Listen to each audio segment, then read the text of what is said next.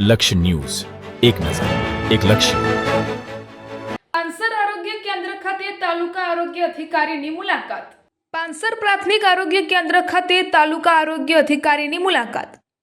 કલોલ તાલુકાના પાંસર ગામે આવેલ પ્રાથમિક આરોગ્ય કેન્દ્ર ખાતે માનનીય તાલુકા અધિકારી શ્રી દ્વારા મુલાકાત લેવામાં આવી હતી. આ મુલાકાત દરમિયાન આરોગ્ય સેવાઓની સમીક્ષા સાથે ખાસ કરીને HPV વેક્સિન અંગે માર્ગદર્શન આપવામાં આવ્યું હતું.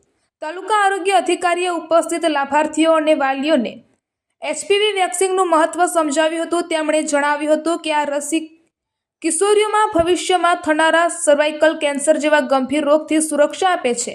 તેમની હાજરીમાં 5 કિશોરીઓએ HPV વેક્સિન આપવામાં આવી હતી. ગામમાં HPV રસીકરણ અંગે જાગૃતિ ફેલાય તે માટે IEC પ્રવૃત્તિઓ હાથ ધરવામાં આવી હતી.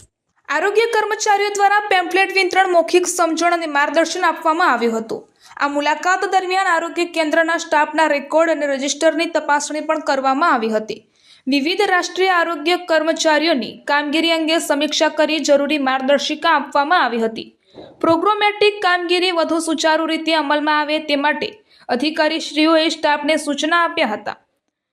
આ મુલાકાતથી આરોગ્ય કેન્દ્રના સ્ટાફમાં નવી ઉર્જા સાથે કામગીરી કરવાની પ્રેરણા મળી હોવાનું જાણવા મળ્યું છે.